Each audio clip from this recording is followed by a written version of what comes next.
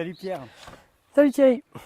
Ça fait un petit moment qu'on ne s'était pas vus tous les deux. Oui. Là, on s'est retrouvés pour partager un moment festif ensemble, enregistré pour une prochaine formation. Et il se trouve qu'on a été séparés tous les deux pendant toute cette période extraordinaire, au sens propre du terme, du confinement. Et là, au moment où on allait se quitter, tu m'as lancé ça comme ça, tu m'as dit, hey, on n'en a pas trop parlé tous les deux du confinement. C'est vrai qu'on l'a vécu chacun de notre côté. Et on s'est proposé d'enregistrer cette petite vidéo pour aller au-delà peut-être de la narration officielle. Je l'ai déjà fait par certains biais, mais ça vaudrait le coup peut-être De compléter. de compléter ce moment unique. Oui. Et oui. Moment unique, moment épique même, hein, Ouais. parce que c'est à l'échelle mondiale, on n'a jamais vu un tel engagement pour essayer d'amener le vivant là où il n'a pas sa place finalement. Et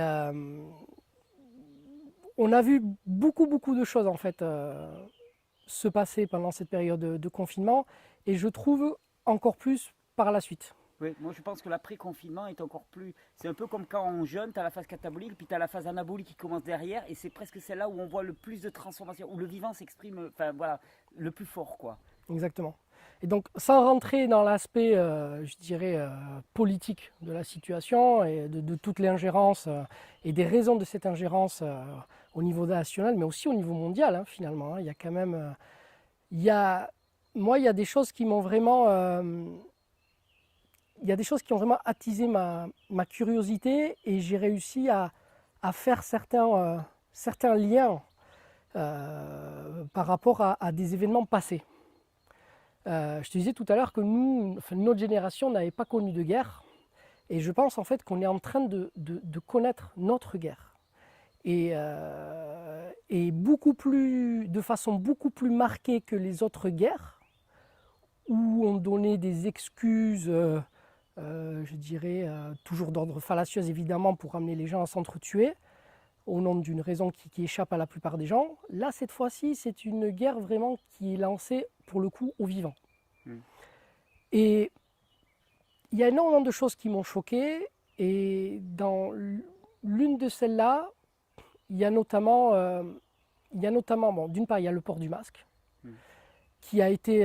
bon, c'est-à-dire que ça devient vraiment incompréhensible parce qu'effectivement, au plus haut de l'épidémie en France, on nous explique en fait que le masque est dangereux, qu'il ne faut surtout pas en porter et on est prêt même à aller mettre en prison des pharmaciens qui vendent des masques à des civils.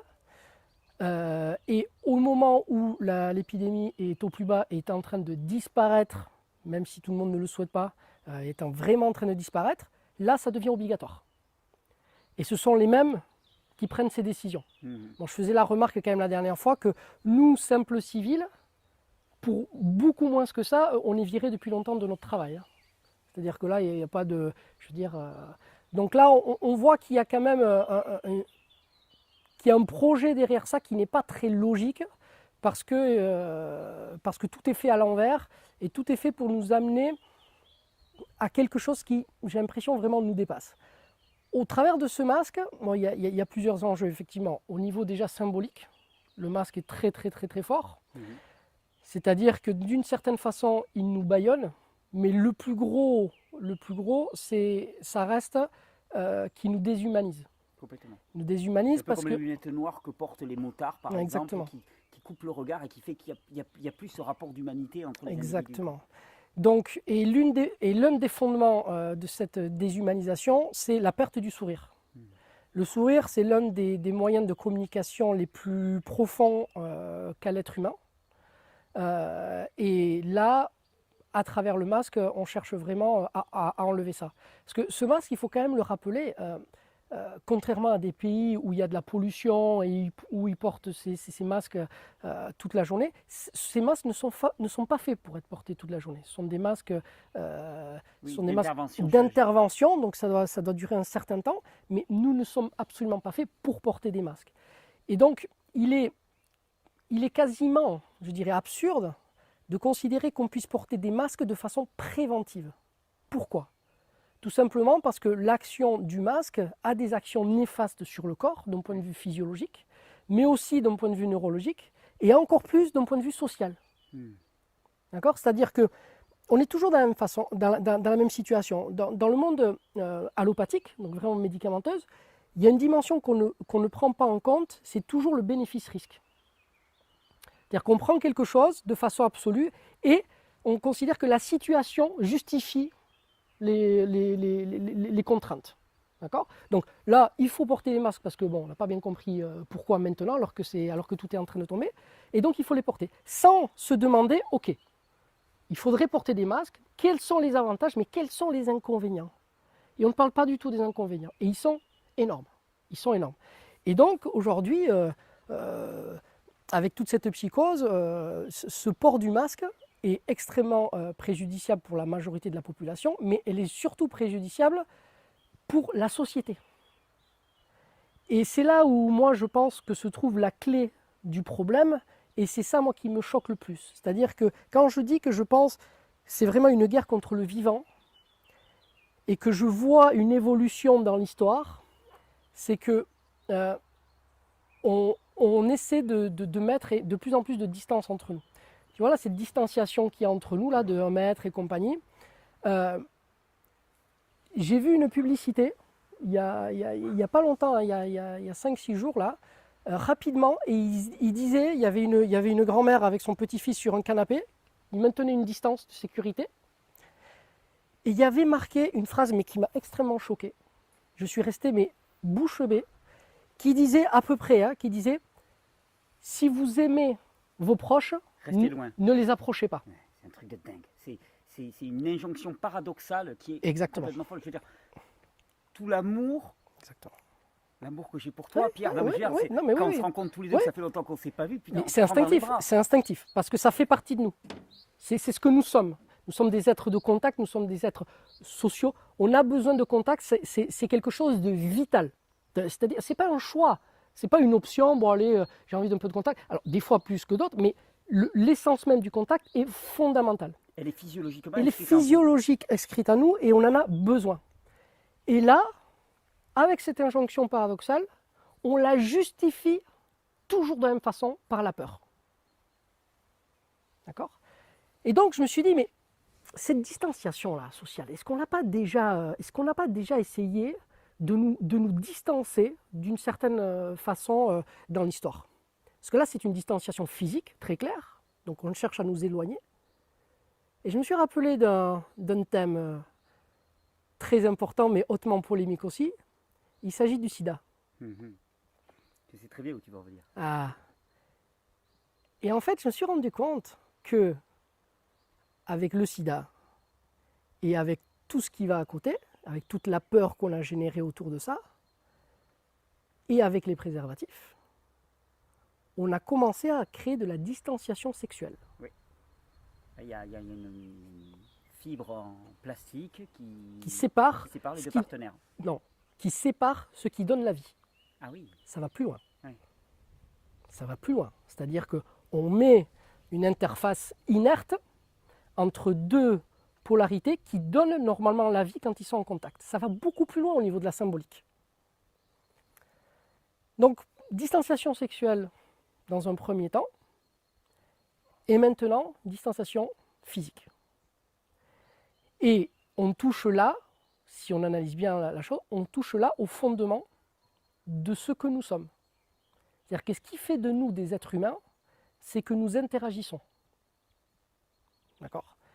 Et donc, de façon insigneuse et totalement injustifiée pour moi, on nous éduque, et tu remarques bien pour les deux que c'est systématiquement par la peur. Oui, c'est le ressort qui fait avancer actuellement. Quand il n'y a pas d'argument, quand il n'y a pas d'argument qui soit issu d'un principe universel et qui soit naturel, eh bien, on n'a pas d'autre moyen que d'aller aller à l'encontre en créant de la peur. C'est la seule alternative qui existe.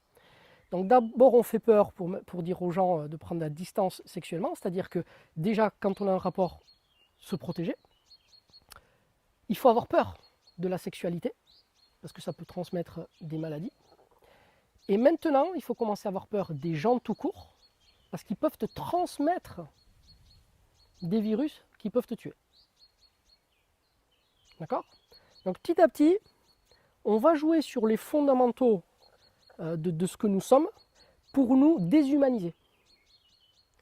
Et je pense que là, il y a vraiment quelque chose de très très grave qui nous guette, parce que concrètement, aujourd'hui, par rapport au masque, si, vu le taux de viral mondial et même au niveau national, si on n'enlève pas les masques aujourd'hui, Ça veut dire qu'on ne les enlèvera plus jamais. il n'y a pas de raison de les enlever plus tard. Ah ben non, parce que la contagion est vraiment à son minimum. Enfin, Voilà.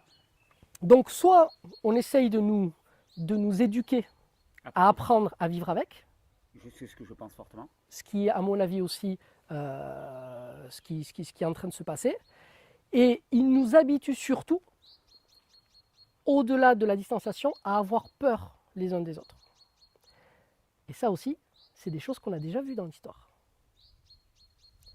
Toutes ces histoires par rapport au racisme, toutes ces histoires par rapport aux ethnies, les guerres ethniques qui sont entretenues dans les pays africains pour maintenir un certain pouvoir, toutes ces histoires de communautarisme qu'on vient politiser, qu'on vient mettre à la télé, qu'on vient je dirais, dramatiser et qu'on vient mettre en spectacle pour créer encore plus non seulement de distance, mais surtout de peur de l'autre. Aujourd'hui, la grande mode, c'est d'avoir peur de l'islam, actuellement. Hein, il y a eu par rapport au catholicisme, mais maintenant il y a l'islam, il y a aussi par rapport au judaïsme. Enfin bon. Mais on nous a appris dans l'histoire à avoir peur de nous, et donc à créer de plus en plus de distance. Et je pense que le plus grand danger, il est là. Le plus grand danger, c'est de nous déshumaniser en nous éloignant de ce qui fait ce que nous sommes. C'est-à-dire des êtres de contact et finalement des êtres d'amour. C'est pas... Parce que de toute façon, à partir du moment où on prend la peine de dépasser ces clichés complètement fallacieux, qu'on prend le temps d'apprendre et d'écouter un petit peu son prochain, ben on se rend compte en fait qu'il est comme nous, quoi. Oui, qu'on aspire tous aux mêmes choses. Exactement. Qu'on a tous les mêmes idéaux, les mêmes projections, les mêmes inquiétudes, aussi, les mêmes peurs, les mêmes incompréhensions. Exactement. Donc en fait, moi j'ai vraiment le sentiment qu'on est en train de nous créer une scène de théâtre, un spectacle, où nous sommes évidemment les acteurs, parce que c'est de nous que ça dépend, et qu'on cherche, donc là c'est vraiment diviser pour mieux régner, à nous déshumaniser, pour nous préparer justement à l'avènement de ce qui semble être vraiment l'objectif de quelques-uns, qui est le transhumanisme. Transhumanisme, un monde techno-totalitaire d'une certaine manière, voilà. Qui est rendu possible aussi par l'avènement de techniques qu'on n'avait pas jusqu'alors, de surveillance, de contrôle, de management, on va dire d'une certaine manière. Et oui, je pense aussi que c'est cette espèce d'intrication entre le vivant et le non-vivant qui fait partie des fantasmes délirants qui est là-dedans. Et donc, en nous déshumanisant, on nous amène sur la voie du transhumanisme. C'est ça. Et là, on fait un petit peu la même chose qu'avec la grenouille, tu sais, dans l'eau qu'on chauffe tout doucement. C'est-à-dire qu'on ne pourrait pas, à des humains qui sont dans un épanouissement et dans une élévation dont on parlait tout à l'heure, on ne peut pas leur dire, bon, mais écoutez, on va remplacer les humains par des robots. C'est pas possible. Il va y avoir une résistance, ça va être impensable. Mais là, tout ce qu'on est en train de faire, c'est on robotise l'humain. On le prépare à le robotiser parce qu'on lui enlève son expression. On lui enlève le contact. On lui enlève le contact. Donc, qu'est-ce qui va bientôt, si on continue comme ça, le différencier d'un robot? Bon, mais s'il n'y a rien qui le différencie, si tu autant mettre les robots. Quelques séquences d'isolement violent, c'est toujours pareil. Il y a une espèce on joue une partition sur laquelle il y a des moments intenses. C'est-à-dire, on te laisse chez toi pendant 2 mois, complètement avec les médias. Électrochoc, puis on lâche. C'est ça. Puis on te remet, puis on lâche. D'ailleurs, on ne va pas jouer à Nostradamus, mais allez, oui. Prochain confinement. Allez, octobre. Aux alentours d'octobre. Aux alentours d'octobre. Prochain confinement, octobre. Là, vous voyez, c'est Sri Etchar qui vous parle. Directement en transcendance depuis, voilà, mais début octobre, moi aussi. Autour d'octobre, je pense. Autour d'octobre, moi aussi, je pense. Dès que les jours commencent à raccourcir, ça sera un peu plus acceptable socialement, parce que c'est toujours jouer, pousser la pression à la limite, mais pas trop loin pour pas que ça pète, pas non que ça plus, explose. que ce soit pas une insurrection complète. C'est-à-dire, si là on te dit bon, en plein été maintenant il faut vous confiner chez vous, ça passera pas. Non. Hein, mais octobre ça va marcher. Hein. Octobre, 3, 4, peut-être l'hiver, hein, même 3-4 mois, peut-être tout l'hiver confiné. Donc préparez-vous. Il va falloir s'organiser, oui. Ou barrez-vous. Aussi. Préparez-vous à être dans des endroits où courber les chines sera supportable. Ouais. Mais voilà, jusqu'à ce qu'il y ait une masse critique suffisante qui réalise le caractère fallacieux et délirant du projet, de la narration qu'on est en train de nous faire et du projet. C'est-à-dire qu'il y a une orientation qui est en train d'être prise qui détermine tout ce qui est notre vie actuelle. C'est ça. Et là, il n'y a absolument aucun bon sens. Il n'y a aucun bon sens. C'est-à-dire que les gens qui malheureusement sont complètement pris là-dedans et qui pensent bien faire en ayant peur et en suscitant la peur chez les autres parce qu'ils pensent qu'avec la peur, ils vont se protéger. Ouais. Alors que c'est totalement l'inverse, mais comme tout est inversé. La peur est le meilleur moyen d'avoir un système immunitaire qui ne fonctionne pas. De bloquer le fonctionnement. Mais d'ailleurs, de bloquer le fonctionnement de tous les tissus. Exactement. En tant qu'ostéopathe, tu en as largement parlé, tu m'as dit ce qui détermine le niveau de santé d'un individu, c'est la mobilité de ses tissus, la peur sclérose tout, bloque tout littéralement. Ça fibrose même, ça génère de la fibrose. Ouais. Ah oui, d'accord. Au niveau tissulaire. C'est-à-dire que ça le bloque dans l'instant, mais ça le bloque sur du long terme. Exactement. Au niveau neuronal aussi, on a vu que ça, il y a un terme en anglais, c'est shrinkage. Donc ça racornit d'une certaine manière le cerveau, la perfusion au niveau du cerveau, donc la circulation de sang diminue. Enfin, toutes nos fonctions qui font de nous des êtres intelligents, capables de pensée dialectique, sont bloquées par la peur. C'est ça. Et puis capables aussi, comme on disait tout à l'heure, de s'élever. C'est-à-dire que là, on est dans un tamponnage où on nous met la tête dans le seau. Oui, et puis on est juste au niveau de la survie, survie physique. Et on nous dit, mais la vie, tout ce qu'il y a, c'est ce qu'il y a dans votre seau là. Ouais. Et là, effectivement, par rapport à... si aujourd'hui, là, on n'arrête pas tout dès maintenant et que tout le monde se dit, bon, bah, écoutez, là, on va passer à autre chose, parce que c'est fini. Bas les masques. Je rêve de cette expression, c'est bas les masques. Non, mais là, ton masque, je le prends, je me torche avec et je te le mets à la poubelle. Si on ne fait pas ça, il faut vraiment être conscient qu'il n'y a aucune raison qu'on le fasse plus tard. Rien ne justifiera. Non, il y aura l'habitude aura été. Et puis les enfants qui vont naître, ils vont naître avec des parents qui ont des masques sur la gueule. Il y en a eu comme ça. Il y a des bébés qui sont nés et qui ont là pendant le confinement, enfin pendant la période juste après là, qui sont nés et qui n'ont vu que des gens avec des masques. Et la conséquence sur leur représentation pour le coup du monde va être catastrophique. Exactement. C'est habitué, créer une nouvelle norme. Un nombre même, une masse critique à avoir connu le monde avant ça, mais quand petit à petit les générations vont avancer, la norme... Exactement. Et je pense vraiment que l'un des rôles les plus importants pour nous les parents, c'est de protéger les enfants de la peur. Donc de les prendre dans nos bras et de leur sourire. Exactement. Mais vraiment de les protéger de la peur. Ouais. Donc là, il y a un enjeu vraiment qui est colossal parce qu'aujourd'hui, c'est devenu presque une condition pour vivre. Ouais. S'il n'y a pas la peur, c'est que vous êtes irresponsable. Ouais. C'est marrant, ça me rappelle une discussion que... Donc, une aparté personnelle. Si tu n'as pas peur, c'est que tu es irresponsable. Tiens, je destine ce message à une proche. Qui se reconnaîtra. Ouais, qui se reconnaîtra si elle regarde cette vidéo. Mais voilà, c'est complètement délirant. C'est une inversion complète par rapport à tout ce qui a fait l'humanité. Au contraire, c'est marrant parce que je parlais avec mon jeune fils la dernière fois, on lisait Yakari, tu vois, le petit Indien. Et Yakari, à un moment, il a 13 ans. Et son père le pousse à vivre une quête de vision. C'est-à-dire qu'il part 3 jours tout seul. Et donc, il est confronté à la peur et tout. Ouais. Et il me disait, mais c'est dur et tout. Et je disais, non, mais c'est ce qui va faire de lui un homme. C'est-à-dire que toutes les sociétés traditionnelles ont valorisé ces moments de prise de risque versus la sécurité qu'on nous vend actuellement, de peur versus, enfin voilà, mais dans lequel on y allait pour les confronter, pour les dépasser et pour créer vraiment une assise profonde dans l'individu. Et là, actuellement, c'est l'inversion complète. Il y a une inversion complète et les gens ont du mal à se repérer, quoi. Ils ont du mal à se situer par rapport à ça. Et là, on retombe sur tous les vices qu'il y avait en amont. C'est-à-dire que là, la plupart des gens sont perdus parce que ils sont devenus trop dépendants.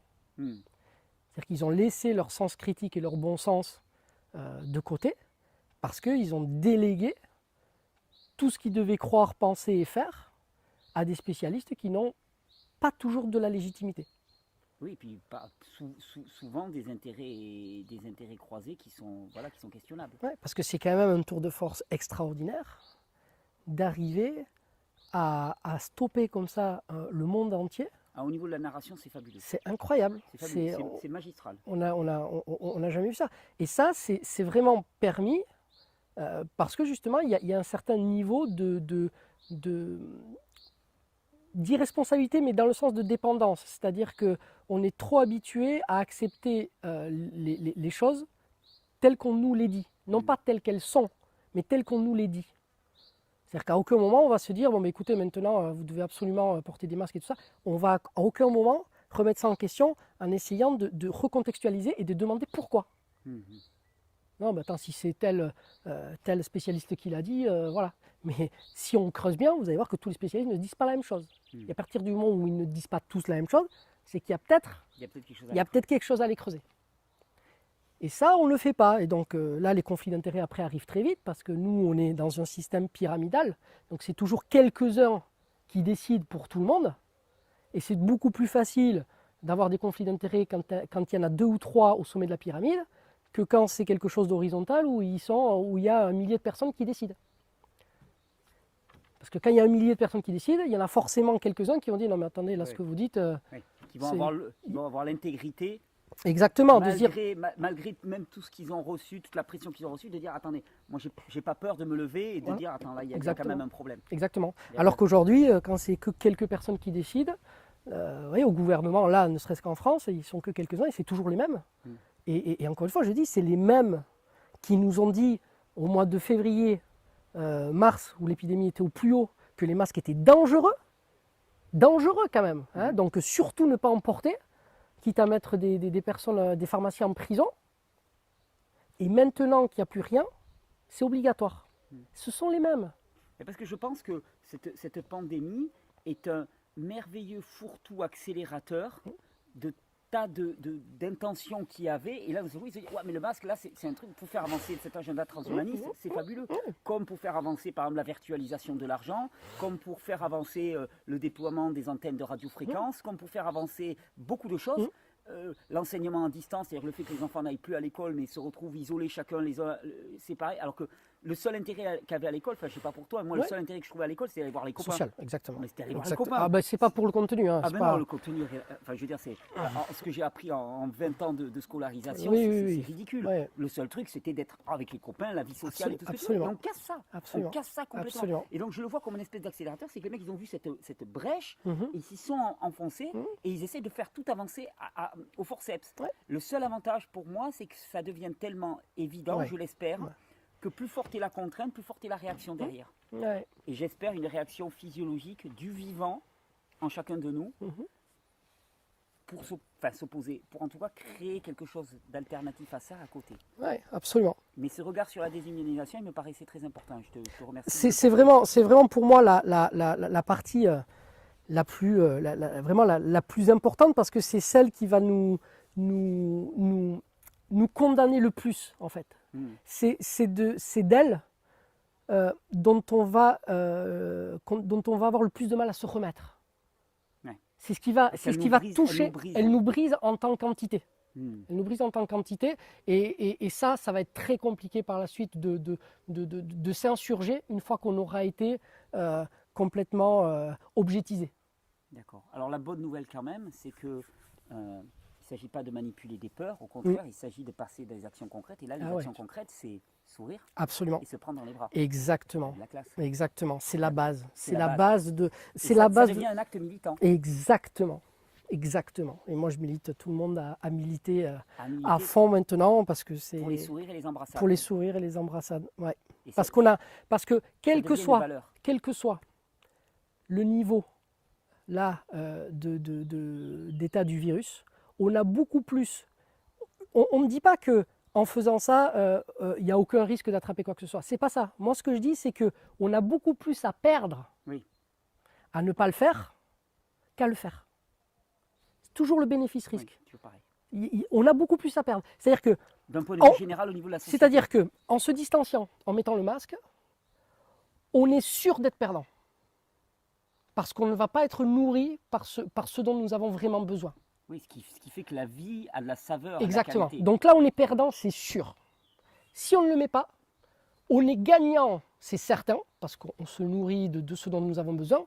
Et peut-être qu'il y aura quelques pertes, quelques contagions ou quoi, mais qui, par rapport à un ensemble, n'est pas comparable. Non, n'est pas comparable. Il y a beaucoup plus de désastres et de malheurs humains qui vont être créés par cette distanciation, ce manque d'amour, ce manque de relation entre humains, que par la contamination de ce virus qui est en train de disparaître. C'est ça vraiment qu'il faut mettre en perspective. Et une autre chose, si je peux me permettre, c'est que j'ai été effaré par, et là vraiment je suis en colère, vraiment en colère, par les moyens qui sont mis en place pour ce Covid-19.